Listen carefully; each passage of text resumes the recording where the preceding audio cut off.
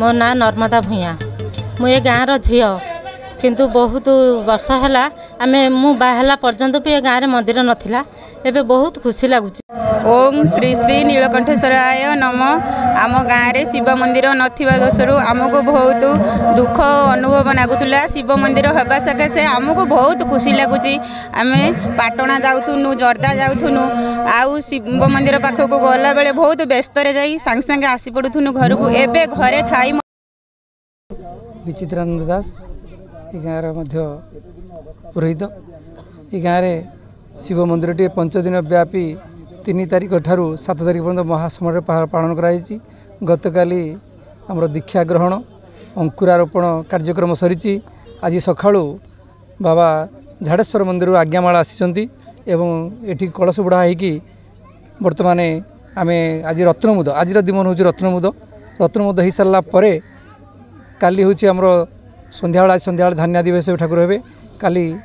प्रभुंर जन्मदिन पालन करा यज्ञ आरंभ होब एवं महाप्रभु बाबा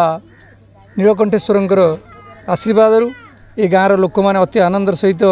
खुशी सहित अनुष्ठान पालन कर 5 दिन व्यापी बड़ बड़ कथा ये 5 दिन व्यापी ये गाँव में कौन माने कौन जो मादक द्रव्य समस्ते मत शपथ कर खाइबू ना और एकत्रित भाव 51 परिवार गोटे अन्नरे चलू माँ मैंने अति खुशी सहित आनंदर सहित भावर सहित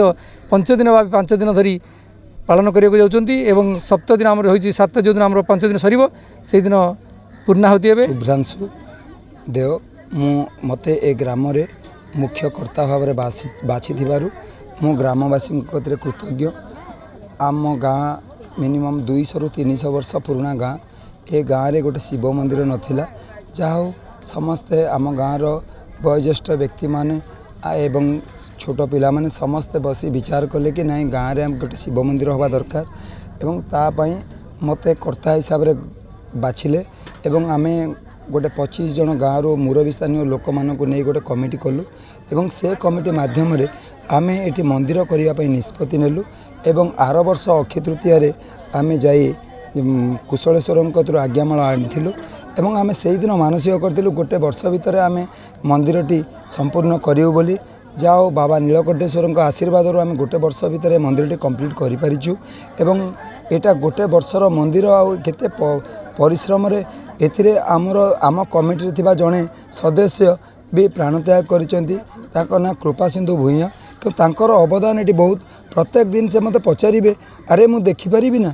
देखिपारि ना आउ जड़े अच्छा चैतन्य बल आउ जड़े अच्छा बाबाजी भूया से बयस 80 वर्ष ऊर्ध्व से प्रत्येक दिन प्रश्न करती अरे आम मंदिर देखिपारि तो मुझे दिन कही प्रभुंर इच्छा जदि थी आम वर्षे भितर आम ग्रहण करवा मंदिर टी संपूर्ण करवा एवं आम वर्षे भितर भी मंदिर संपूर्ण करिपारिचु से आशीर्वाद आज आम मंदिर टी करी गोटे वर्ष भितर मंदिर आम उद्घाटन करने को जाऊँ।